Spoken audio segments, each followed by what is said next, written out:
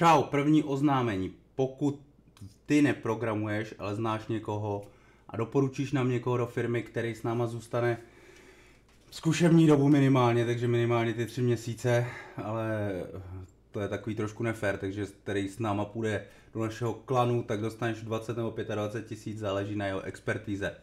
Rozhoďte to mezi svý kámoše, kámošky, známí a já nevím koho všeho, že Strejda zase není takový ocas, když jim to řeknete, a kteří si to o mě myslejí.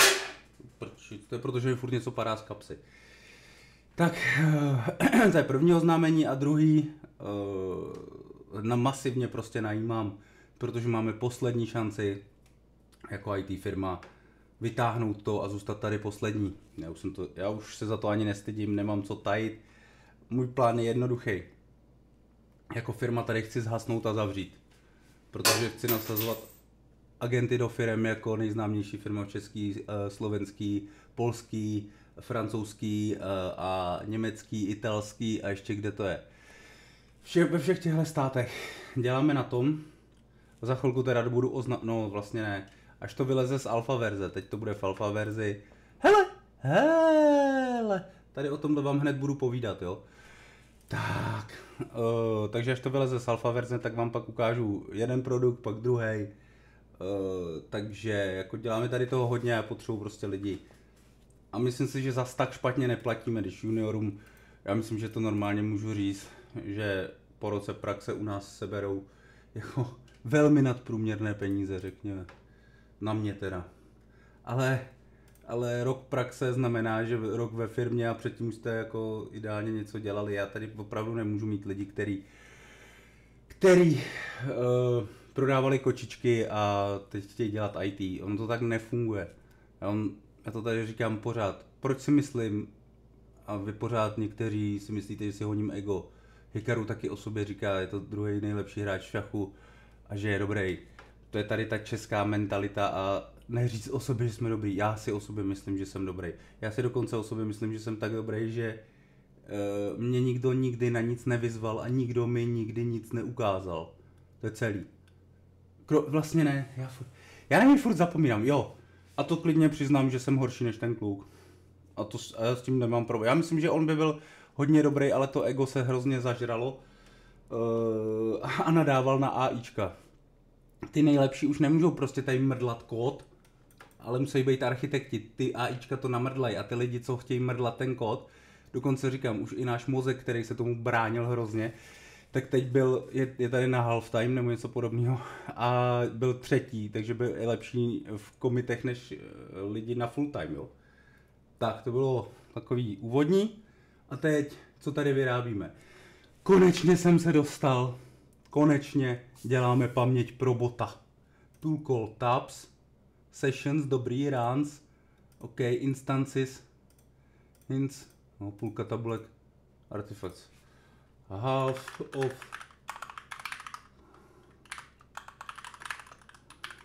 hned se k tomu dostanu. Supabase, už jsem vám o ní říkal, valuace zvednutá ze 2 miliard na 5 miliard dolarů během 4 měsíců. Já už ji jako znám ještě před doby toho. Sniper Cheats. Supabase. Ne co IM, ale kom. Tak s tímhle už jsem se setkal, já jsem s tím nedělal. A ono je to na Postgresem klikadlo, jo. A má to hezký UI, takže tohle se stává standardem v AI době, což je výborný, protože je to open source, deploynete si to sami k sobě, hrajete si s tím, čímž je to zase úplně zadarmo. Víte, kolik tady stojí takováhle hovadina v Oraclu? 1 milion korun za jedno jádro za 1 rok. Dřív chtěli tolik za licence, nevím, kolik za ně chtějí teď. Znova opakuju, jedno jádro procesoru, 1 milion korun za 1 rok. Proto se v O2 optimalizovali Oracle na procesory, které měly brutální výkon na jedno jádro a málo jader. Abyste neplatili takový peníze. Tak, teď k tomu, co dělám a jak to dělám. Musím se snažit to vysvětlovat co nejlíp vždycky a co nejjednodušeji. Testuju jednu funkci. Máte to i v těch repech, co vám tady pouštím a já už nevím, jak jinak to do vás dostat. Dělejte malé kostičky. Supabase je jedna kostička. Když si to takhle vememe, Excalibur, tak máte jednu kostičku, clear, reset canvas. Tak, já mám teď Laskobota, čili browser MCP server, tady je připojený dokonce, hezky, multiinstančně. Máte to na GitHubu a beru ho teď jako normálně Blackbox a teď k němu připojuju další na ukládání dat a budu se zatím k tomu chovat jako úplně samostatný kostičce Lega. Dejte si na plochu tady Lego, tak co třeba si dáme Falcon, tady Millennium Falcon, a na to furt myslete, a nevím na jaký ne, Lego Technik. Dejte si to na plochu a všechno stavíte, jako se staví Lego, po kostičkách a postupně. Po velkých building blocích pak, který potom lepíte k sobě. Supabase, databáze, do který nacpu veškerý data o těch jeho bězích, čili ranech, o každém průchodu tady toho bota, co jednou proběhne a udělá nějaký úkol, tak o tom tady budu mít sadu, ne jeden záznam, ale sadu záznamů. Hele, už mi to tady rve. Jo, screenshot, že udělal. Ale tohle jsou fakeový data a já tím, že nejdřív dělám test toho, že ten bot, v tomto případě Codex, umí všechno s tou databází tak, jak potřebujeme, že tam zaznamenává všechny data, že tam jsou nějaký deduplikační haše, hezky, on mi čte normální myšlenky. Takže teď si budu jistý, že mám v kontextu toho bota všechno o tom, jak se pracuje s tou databází, protože si na to dokonce napsal tooly. Na Codexa už nemůžu vůbec nadávat. Jako dostali jsme se do fáze, že je to totální špička. Jak mi tam jeden týpek včera psal, že já jsem říkal, že AIčka zvládnou všechno a on mi říkal, že chce hru na PlayStation 5 v kvalitě GTA. Já ti říkám, že AIčka to zvládnou, ale stejně k nim musíš posadit jako 100, 200, 300, 400 lidí, kteří by psali ty specifikace. Ty AIčka to nakódujou, ale oni nejsou ještě na takový úrovni, aby si jim dal, chci GTA 6 a on to udělá celý. Tam budou, nevím jestli za 5 let, za 10 let, nevím, protože se to sestává z 10 000 v tomhle případě malých součástí.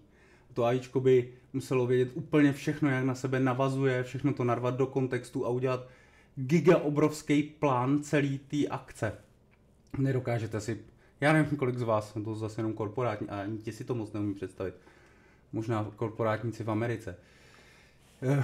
Jak se řídí prostě projekt, na kterém dělá v případě GTAčka myslím 1000 lidí. Teď jak vyšel Ghost of Yotei, tak to jsem slyšel, co tam dělali za vychytávky třeba se zvukem a s větrem a s nesmyslama. To je všechno o specifikacích. Tady k tomuhle legu taky dostanete takhle tlustý návod a pak ho jdete skládat. A podle toho návodu by ho složilo i AIčko. To je krásný vlastně, na tomhle si to můžeme úplně nádherně vyložit. Díky, že jste mě přivedli k té nejlepší myšlence. Tady. Já vám tohle přinesu, tuhle krabici. Hodím to po vás bez návodu. Kdo to složí? Nikdo. Nikdo to nesloží z lidí. A tím pádem to nesloží ani ten bot. Když po vás nehodím ten návod na tohle, tak to nesložíte. Ten návod jsou takzvané specifikace. My potom dáváme ty nejmenší specifikace tady, já jsem mu to tady řekl, ať otestuje nejmenší jednotku, jako ať otestuje tu databázi a dává do ní data. On navrhl nějakou strukturu databázovou, budíš, vím já, jestli je správně, špatně. Je jedno, to se zjistí časem. Je to nějaký návrh, prototyp a teď po něm chci, aby to otestoval. Storage, test, ingest and read. Takže mám otestováno, že tam umíme šoupat data, takže jsem udělal asi 3 stránky z toho návodu, jo? Který má třeba 300 stránek. Tady na tohle, myslím, je takhle tlustý, tady myslím má 1000 stránek. Já jsem dělal 300 krokový návody, autíčka, nechci už, kluci to vždycky po mně hodili, táto slož to, ty jsi mi to koupil. Takže takhle je možný si to představovat. Já moc nerozumím lidem, kteří si myslí, že po botovi hodí sadu kostiček, což programování je. On umí kusy, je na tom natrénovaný, umí kusy kódu, řekněme, skládat a tak. Protože v programování existuje konečná sada. V matematice v podstatě je taky konečná sada těch problémů a my jednou možná objevíme celou matematiku, řekněme. A jak jsme chytřejší, máme počítače a tak objevujeme z matematiky už těch problémů, které jsou nevyřešený, je asi jako desítky, když to takhle řeknu. Možná objeví další a tak. Dřív jich třeba byly stovky, že jo. Možná objevíme nějaký nový oblastní matematiky, já nevím, ale je to téměř jistě velmi konečná sada, možná budou nějaký větve neobjevený, ale když se budeme bavit o 98%. Jo. To samé v programování, když je v matematice objevíme všechno, tak v programování tam máme jako všechno napsané. My všechny algoritmy známe. Neexistuje v podstatě, jo, kromě trénování AIček a vynalízají se nový algoritmy, ale myslím ty na standardní systémy, jo. Já nevím, od databázových algoritmů až já nevím po co. Takže my z toho skládáme jenom obrovský softwary a v tom jsou chyby a v tom je prostě ten bordel, protože ten software, ten prohlížeč, znova jsem vám to říkal, má 35 milionů řádků. Zítra si dáme test Augmenta třeba, já to chci sám vyzkoušet. Já ty věci dělám pro sebe, jo? Co tady repuju, některý mi říkají, ty nevíš, musíte se dívat na spoustu mých videí, abyste chytli kontext, to je, já vám tady za hodinu nevysvětlím, co se vlastně děje, to nejde. Ale snažím se maximálně, pořád opakuju dokola ty samý principy, snažím se vás tady učit principy a ty jsou dost jednoduchý a těma se někam dostanete. Protože proto mám důkazy v komunitě na Discordu. Přijďte tam se dozví. Já už proto mám podle mě tak málo views, protože ty, co chtějí, tak chodí na Discord a tam toho je fakt hodně. Jo. Tam vám lidi ze vším pomůžou, poraděj. Jo, já mám blbý browser. Jo. Discord. Vidíte, tady nemám signutýho bota. Jo, tady, hele, tenhle týpek prostě to pochopil. Takže já mám důkazy na to, že ty mý strejcovi na to je držina, no. Tady mám důkaz, že když kluk dokáže vytvořit slicer, což je opravdu netriviální věc, tohle je na AIčkované.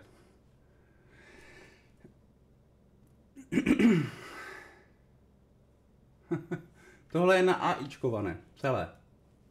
Jo? Tady ten tool. A pak, že to nejde, vole. Kluk, který nikdy nic nedělal předtím, aspoň to o sobě říká, nevěděl, co je frontend a backend, řekněme před 3 měsícema. Takže to jde. Stačí dodržovat postupy. A i takzvaný vibe coding, což nesnáším, když postupujete podle toho, co tady žvatlám a nejde to na jednom videu shrnout. Můžeme si to znova shrnout, ale zase to bude jenom částečné, protože je toho hodně. Nejdřív specifikace. Už jsem to slíbil dávno, můžete si ho tady nainstalovat. Já ho mám deploynutý, SpecKit, tady run directly, project name, SpecKit, specify init. Hele jo.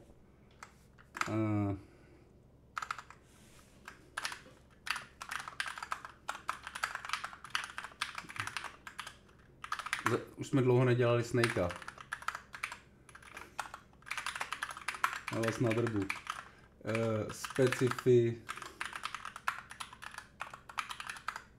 Spektrum? Jaký spektrum?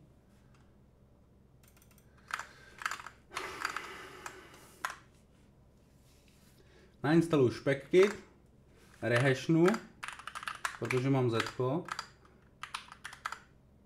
Specify Snake. Ne, specify init snake. Tak. A my chceme používat Cloud Code. Ty jo, dobrý to tady mají. Clouda. POSIX shell, ano, POSIX shell. Tak.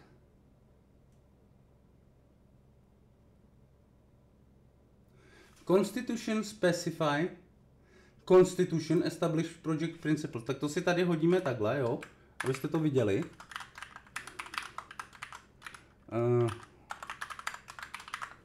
A teď mám jít do Snakea, jo, cd snake, a teď tady mám dát kóda, jestli ho zase budu muset updateovat.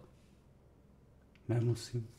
A tady dáme on tam, když se na to podíváme, tak tam udělal určitě specify, memory, constitution, bash, memory, constitution, scripts, bash, bla bla bla bla bla.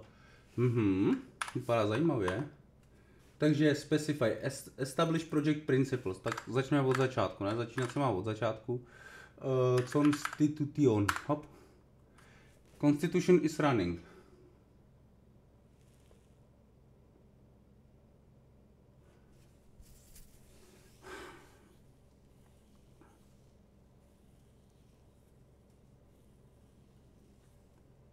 To je možná už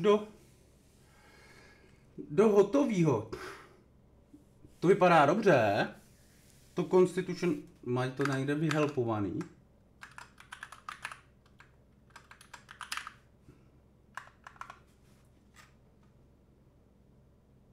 Development phases. Creative parallel interactive. To Constitution vypadá, že si to jako...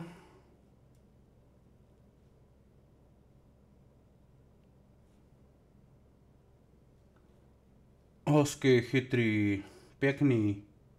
Constitution jsem zrovna narazil na to, co potřebujeme. To vypadá, že on vám pak naspecifikuje ten projekt, jak má. Hele, já si s tím začnu úplně fakt jako víc hrát. Já jsem myslel, že tohle budu muset dělat ručo fučo. Constitution v rozjetém projektu a ten spec kit nedělá nic jiného, než že mu vytvoří Claude MD a drží za vás ty věci, jako jsou plány, specifikace a jdu se s tím učit, hele. Protože jako, doporučuji vám věc, se kterou sám nedělám a to nejsem rád, star. Ježišmarja. Sign in. More options. SMS code. Hele jo, send SMS. Hele jo, a teď, protože boti můžou chodit i do SMSek. To čumíte, co? Ok, jo. Ježišmarja. Mě tady spadl ten telefon zase. Akorát vždycky musíte zmáčknout. Kytáru musím zmáčknout, jo. Kytáru. No a potom bota můžete normálně pouštět do SMSek. Dvoufaktorovka. Já ti to ukradnu, ten účet. No to bys musel vědět, co to je dvoufaktorovka. Hop. Tak. A ukáž? Já to mám zastárovaný. Já jsem vlastně v tomhle. Jo, proto. Já poruším. Jinak to funguje i ve Firefoxu. Jo. Laskobot funguje i ve Firefoxu. Jsem na to docela hrdý.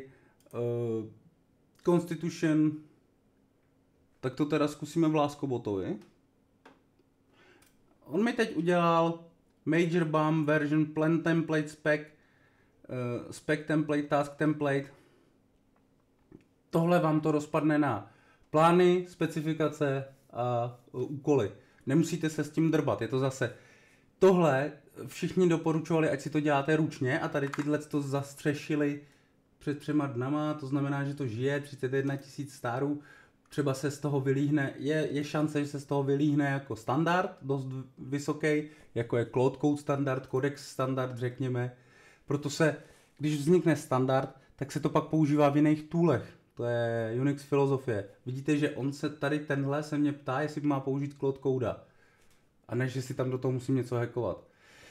Protože Claude Code je teď programovacím standardem. Tady, jestli z tohohle vznikne standard, tak oni na to napojí další tooly a bude se to ptát na spec kit a bude to jako závislost a takhle se jako programuje v Unixu už 50 let.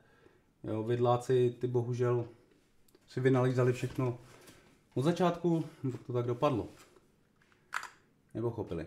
Tak. 60 FPS performance.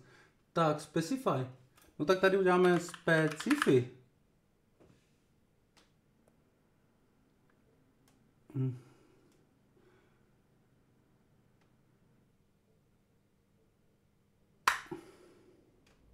Já nevím, no, jestli jako on to sám naspecifikuje, no co.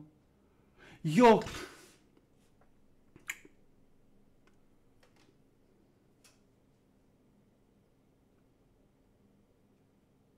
Jo, tak vidíte, ještě to prošlo, no tak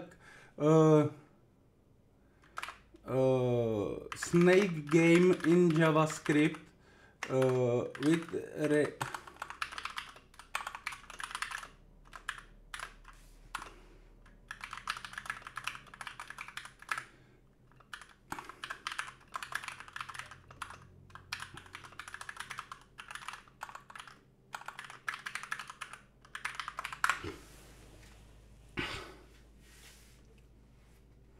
tady tomu přes specify řeknete jenom to má, co je vaše představa, tady je to, tady pro lenochy, jako jsme my, postav VZP, udělej GTA, jo. Pak by to bylo specify, vytvoř GTA 5 a on to rozpadne do jednotlivých tasků a plánů. A pak si to člověk musí projít, to, co jsem se koukal. Jo, že tam jsou věci jako doplň a tím vznikne předpis, který pak v Claude Codeovi mu říká pořád točti a vracej se k tomu a vrací ho to jako při meditaci. Bo ti musí hodně meditovat, to jsou trošku autistický a furt zapomínají, co mají dělat. Jo, tady už to narval do Gitu, tady je nějaká memory, tady k tomu má akorát nějaký templatey. Zase, čím chytřejší model, tím lepší specifikace. Já tady mám teď Soneta, ne? Soneta 4, tohle je 4,5. Musím si už vzít naší leštu a už musím začít všechno testovat. Tak. No. A jak se to pak používá? Dobře. Implement. Plan. Tak teď už děláme jenom plan. A já si pak skočím na záchod. Hele, vypadá to dost jednoduše a zase si s tím budete muset hrát. Půlka z vás na to bude nadávat. Ale já si s tím, je to o hraní si a nefunguje nic na první. V IT ani to možná Hello World vám zafungovalo na první. Potom je to takový těžký, hele. Control scheme, tady vidíte, jak to krásně rozpadlo, jo? Jak to krásně rozpadlo na mikrotásky. Doufám, že jste se někteří, kteří se o to zajímáte, dokoukali až sem. Tohle je strašně důležitý, tohle si dejte všichni do hlav. My, když promptujeme, tak to takhle nespecifikujeme. Je to hrozná otrava. My to vidíme v hlavách a víme, že se to má ovládat přes VSAD, přes keyboard. Nemyslel jsem myš, protože to je had. A když přijdu za programátorem a lidsky mu řeknu, udělej mi hru hada, tak on tohle taky všechno ví. Jo? Protože to je nevyřčený standard, já nevím, jak vám to mám říkat. Když řeknu, udělej mi first person shooter, tak budu předpokládat, že to udělá ovladatelný myší, jo? Ale bot ne. On je na to natrénovaný, ale oni nemají takovýhle vnímání, řekněme, jak my vůbec. Takže ten blbec to potřebuje jak pro tulpase. Snake Growth Mechanics. Ano, takhle vám to rozpadne. Takhle když rozpadnete e-shop, takhle když naspecifikujete a rozpadnete e-shop a budete to procházet třeba celý den ty specifikace. Bolí to, ano. Bude tady 1000 řádků napsaných. 1000 řádků takovýchhle specifikací za den projdete, řekněme. Doplníte další, bude to fakt poctivý. V korporacích se to nedělá jinak, zeptejte se, nebo možná teď už jo, já nevím, za mých dob se to tak nedělalo ani jinak. Prostě já jsem byl v T-Mobileu Senior Solution Designer, dostal jsem design, pak jsem dělal detail designy a nesmysly. Dostanete 1000 řádků specifikací a musíte to procházet, čumět do toho a koukat se, protože tam levej když byste developerovi v korporaci řekli, vole, v T-Mobileu, udělej mi FPSko, tak by to nechal, vole, dělat přes SMSky, vole. Prostě tam to musí být jasně vyspecifikovaný všechno, je to z mnoha důvodů. Lidi se tam točejí, měnějí, najímají se cizí týmy a tak proto všechno je napsané na papíře, čili v písmenkách. Děláme to tady už, já nevím, pár tisíc let, tak kreslíme plány, píšeme specifikace, píšeme dokumentace a tak dál. A ty boti umí rychle ty písmenka psát a vy si je pak musíte přečíst. A pak vám to udělá i GTA 6. Akorát těch řádků by tady možná fakt bylo 300 000? 500 000? Klidně. Jo? Když je tam 1000 lidí, tak každý by měl úkol 500 řádků. Jo? Někdo by to musel všechno projít tohle a zjistit blinking UI, blablabla, no vidíš to. Clarify. Hele. A Clarify je... Jasně, že vám to ještě vyčistí. Ale to vypadá čím dál tím líp, oni si na tom dávají podle mě záležet. Dneska kratší video, začínáme s tímhle, já musím jít makat na botovi a už musím běžet na VCčko, ale tohle je celá první lekce, stejně se na to nedíváte. Když tak mi napište do komentářů, kdo jste se náhodou dodívali. Přijďte na Discord, tam se nedělá nic jiného, než že se tam řeší Lazorikova mapa a tohle.